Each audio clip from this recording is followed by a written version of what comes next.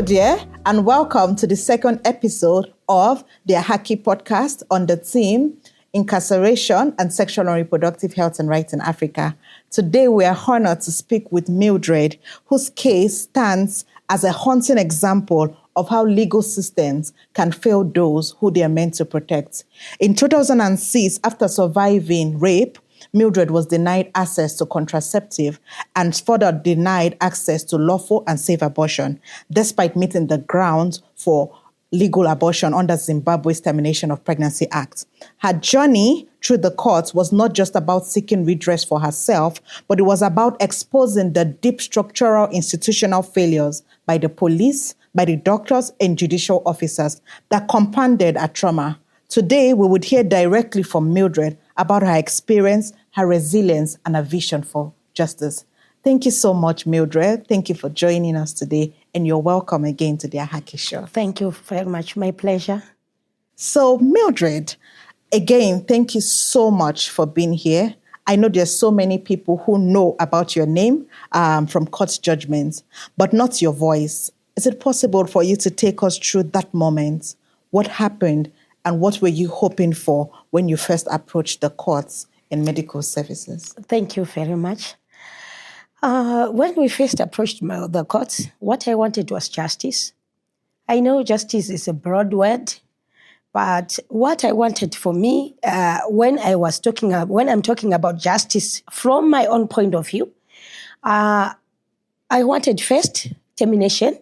When I approached the court, what I wanted was termination, and I was denied that access.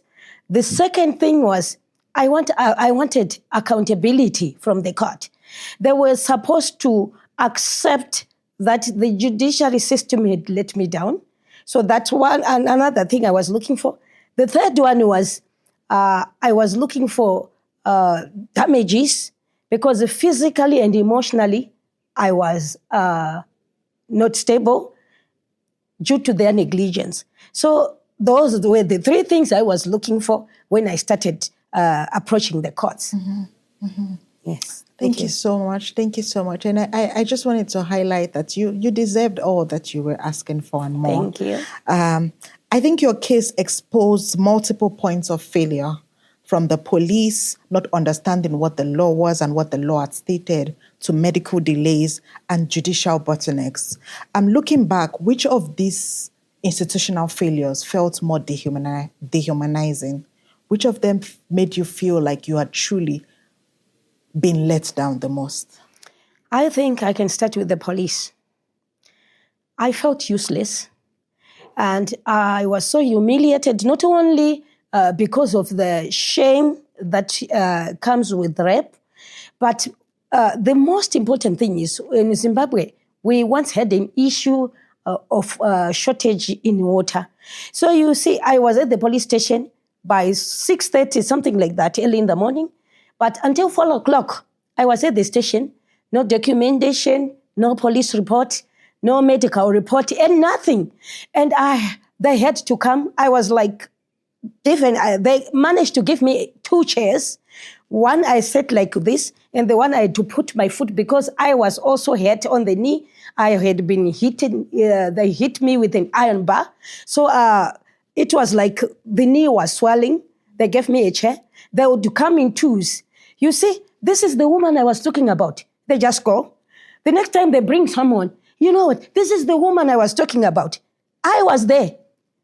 Just like I was not existing. They were talking like they are talking of someone who is not there. But I was there. They couldn't even ask, but they were just talking because of what they have had. So this one, until 4 o'clock. From the time I arrived to until past 4, when I managed to get the police report to visit the hospital where I was denied access to the doctor because there was no police with me. Mm-hmm. I had no food. I asked even for water, and they said there was no water at Chegutu police station. So that's where I think the humiliation started. It was so painful. It was so hard for me. But because I had what I have, I had to rely on them, thinking that they were going to make everything right, but to no avail. Yeah. Yes. I'm so sorry that you had to go through No, all of that. no need, don't Yeah. be. Yes, I think God had a purpose. Yeah. Yes, and it was done to someone so talkative like me to fight for others who are silent out there. Yeah. Yes. So I know that after almost a decade, the court ruled in your favor. What did that ruling mean for you? Not just legally, but personally and emotionally. To me, it's jubilation. I don't know. In fact, there are no words enough to express how happy I was. But because legally, you think I was so much happy. Yes, I was so much happy because the judgment said that I was going to get physical and emotional damages worth $6,500. To just an ordinary woman like me, it was something extraordinary. But you know what? I got our local currency, 6,500, which was even less than $1,000. So I don't know what to say till to that. I don't know. Yes, it was jubilation because the court had ruled that I need to get that. But was that what I got? It was not. So I can't really say I was so happy. Yeah, I was happy. I'm still happy because this fight is not only for me. It's also for my daughter. It's also for my mother or my sister who is out there. So I felt like I'm flying above every situation when I got the ruling. So, and still to that, I think this issue is going to help, even though I got the meager whatever wages they gave me.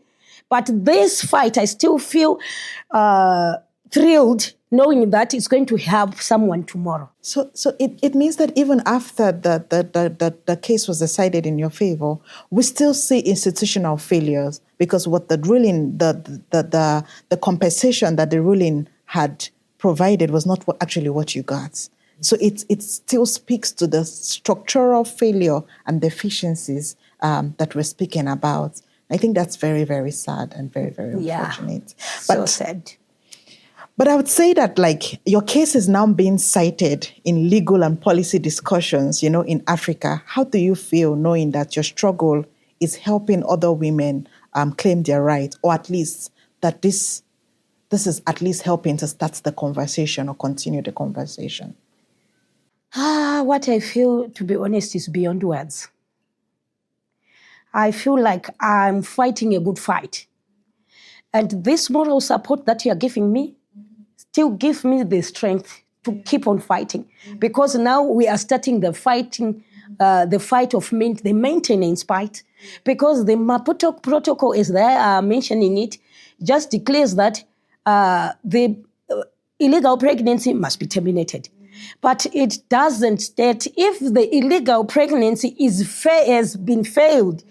If they fail to terminate the pregnancy, what's next? I tend to leave that to the legal, whatever, I don't know, legal litigation lawyers or the commission or whatever. But what I know is I'm not the only one who has been raped, or I normally want to use abused and as to conceive and have a child. I know of 50 real survivors in Zimbabwe who were silenced and they kept quiet due to fear. So it's not only me.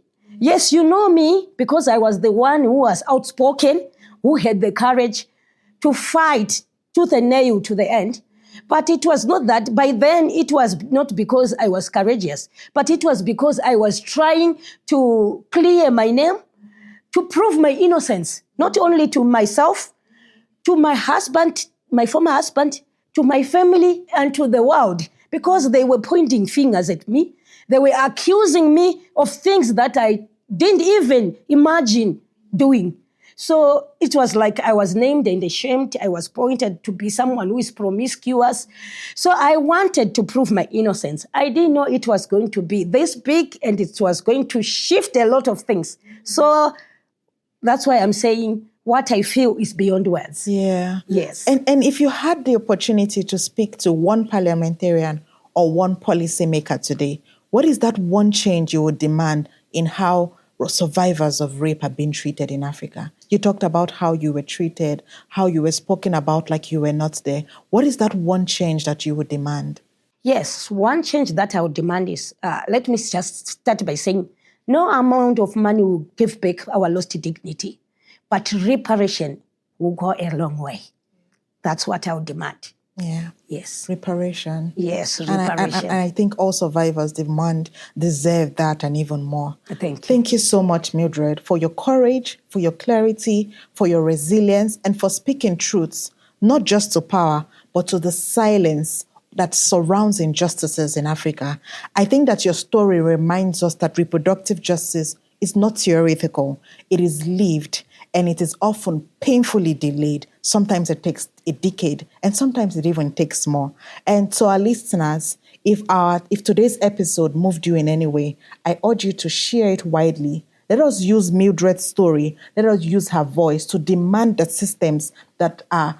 the system should be responsive, they should be compassionate, and they should be just. Until next time, I am still your host for this series. Thank you so much. And thank you once again, Mildred. We're so excited and so privileged to have you. You're welcome once again. Yes. Thank you.